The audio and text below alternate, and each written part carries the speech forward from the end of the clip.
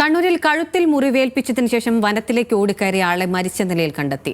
കൊട്ടിയൂർ സ്വദേശി രാജേഷാണ് മരിച്ചത്. ഇന്ന് രാവിലെ നടത്തിയ പരിശോധനയിലാണ് മൃതദേഹം കണ്ടെത്തിയത്. വിശദാംശങ്ങളുമായി നിഖിൽ അളവൂരാണ് ചേരുന്നത്. നിഖിൽ, ഇന്നലെ കാലാവസ്ഥയും അല്ലെങ്കിൽ രാത്രിയായതിനെ തുടർന്നും പിന്നെ വന്യജീവികളുടെ ശല്യവും കാരണം തെരച്ചിൽ നിർത്തിപ്പോരേണ്ട സ്ഥിതി ഉണ്ടായിരുന്നു. ഇന്ന് രാവിലെയാണ് വീണ്ടും തെരച്ചിൽ പുനരാരംഭിച്ചതെന്ന് മനസ്സിലാക്കുന്നു. എപ്പോഴാണത് കണ്ടെത്തിയത്? എന്തൊക്കെയാണ് വിവരങ്ങൾ?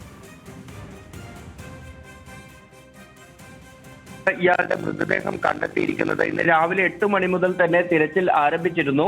ഈ മൃതദേഹം കണ്ടെത്തിയിരിക്കുന്നത് ഒരു മരത്തിന്റെ ചുവട്ടിലാണ്. ഇപ്പോൾ പ്രാഥമികമായി നമുക്ക് മനസ്സിലാക്കാൻ കഴിയുന്നത് ഇയാൾ ഇന്നലെ ഒരു മരത്തിന് മുകളിലേക്ക് കയറുകയും അവിടെ നിന്ന് താഴേക്ക് വീഴുകയും ചെയ്തു എന്നാണ്. ശരീരത്തിൽ ഇത്തരത്തിൽ ഈ മരത്തിൽ നിന്ന് വീണതെന്ന് സൂചിപ്പിക്കുന്ന ചില പാടുകളൊക്കെ കണ്ടിട്ടുണ്ട് എന്നതാണ് നമുക്ക് മനസ്സിലാക്കാൻ കഴിയുന്നത്. ഇന്നലെ ഉച്ചയോടുകൂടിയാണ് ആദ്യം വീട്ടിനകത്ത് ആത്മഹത്യാ ശ്രമം നടത്തുന്നത്. പിന്നീട് അത് പരാജയപ്പെട്ടതോടുകൂടി ഒരു കത്തി ഉപയോഗിച്ച് കഴുത്തിൽ മുറിവേൽപ്പിച്ച് കാടിനകത്തേക്ക് ഓടിക്കയറുകയായിരുന്നു. പിടിച്ചുവെക്കാൻ ആളുകൾ ശ്രമിച്ചെങ്കിലും ഇയാൾ ആ കാട്ടിലേക്ക് ഓടിപ്പോവുകയായിരുന്നു. ഇന്നലെ ആ സമയത്ത് തന്നെ ഫോറസ്റ്റ് അധികൃതരും ഒപ്പം തന്നെ പോലീസും നാട്ടുകാരും എല്ലാം തന്നെ പരിശോധന നടത്തിയെങ്കിലും ഇയാളെ കണ്ടെത്താൻ സാധിച്ചിരുന്നില്ല. നേരം ഇരുട്ടിയതോടുകൂടി ഈ സംഘം വനത്തിനകത്ത് നിന്ന് പുറത്തേക്ക് വരികയായിരുന്നു. മാത്രമല്ല, ഈ തെരച്ചിൽ സംഘത്തിന് മുന്നിൽ കാട്ടാന എത്തുന്ന ഒരു സാഹചര്യവും ഉണ്ടായി.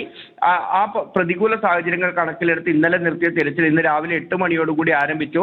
അല്പസമയം മുൻപ് വരെയും വനത്തിനകത്ത് ഉള്ളിലേക്ക് ഒരുപാട് അകത്തേക്ക് കയറിയാണ് പരിശോധന നടത്തിയത്. അങ്ങനെ ഉൾവനത്തിലാണ് ഈ മൃതദേഹം കണ്ടെത്തിയത് എന്നതാണ് നമുക്കിപ്പോൾ മനസ്സിലാക്കാൻ കഴിയുന്നത്. ഏതായാലും അല്പസമയത്തിനകം മൃതദേഹം പുറത്തെത്തിക്കും എന്നുകൂടി മനസ്സിലാക്കാൻ കഴിയുന്നുണ്ട്. നിഖിൽ അളവൂരാണ് വിവരങ്ങൾ നൽകിയത്.